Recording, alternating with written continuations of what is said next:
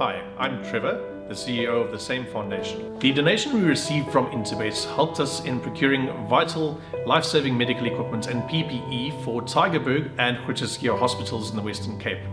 This was while the Western Cape was the epicenter of the pandemic. If you would like to get in touch or assist us in these projects, you can get hold of us on our website, which is www.samefoundation.org.za, Facebook and Instagram or LinkedIn.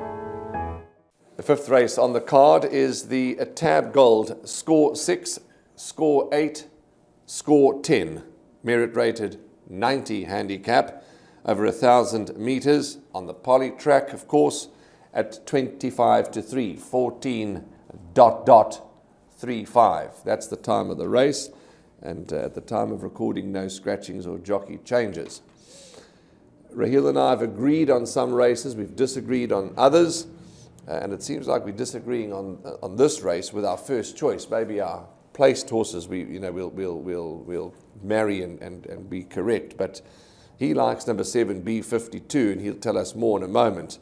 But I'm in the camp of number 9, USA's Hope. Not a good thing, not a certainty, not a banker, but my not confident first choice, number 9, USA's Hope. And the reason why is I know that it was some time ago on the poly track in that Tequini race.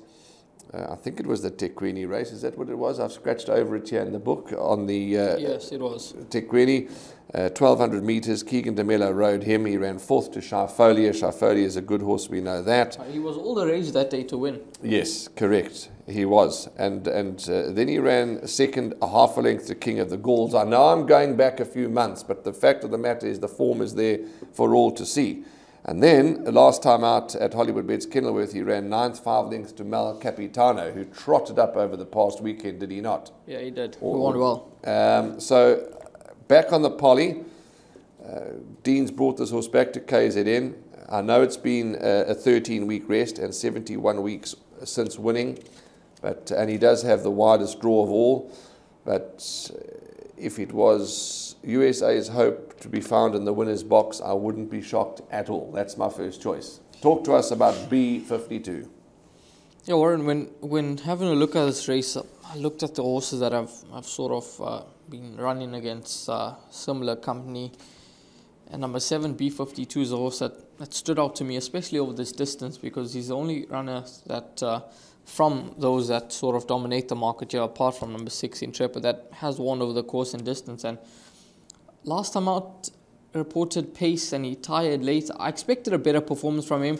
Don Carrari was the horse to beat with the 4 kgs off the back, dropping in class, but I thought that this horse would be slightly closer to them. And perhaps back on the poly track where he won in his penultimate start, beating one too many, I thought it was a win full of merit, a gutsy performance. He had to knuckle down to get the job done, and I think that he could get the right type of run in transit as well from the Peter Muscat yard. He's got 56.5 kgs on the back, receiving weight from horses that aren't particularly suited to the distance. So I think he's got to be a major player in this contest for top honours. Number 4, Yamadori. Well, his sort of last 3 starts haven't been the greatest, but he showed quite a bit of promise as a juvenile and into his 3-year career, and then he's sort of gone missing in his last 3 starts. But I see the blinkers, tongue tie goes on for his run on Wednesday. He's got a 4 draw, which I think will certainly benefit him a lot better as opposed to 9 out of 10, and he had to be used up to get into a handy position. I think dropping in trip will also be ideal for the son of Lancaster Bomber, and I think that he could run a nice race, number 4, Yamadori, at around 9 to 2. So he's going to be the second selection from number 7, B52.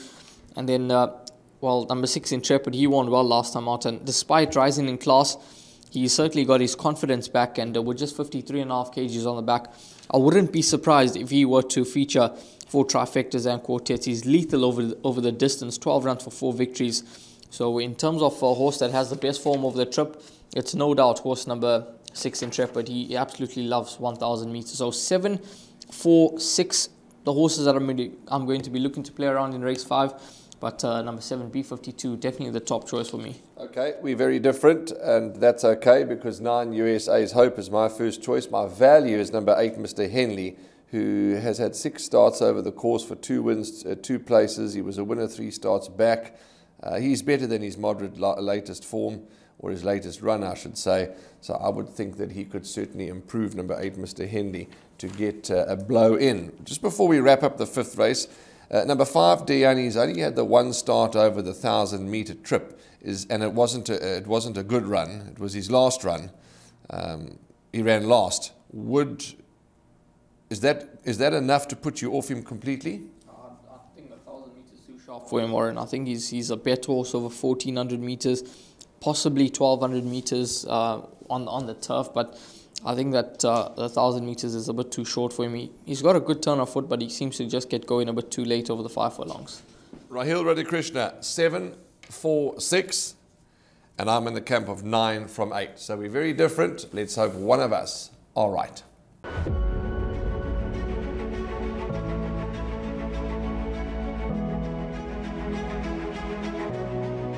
It's good fun. Days like these are great. You get the whole industry together.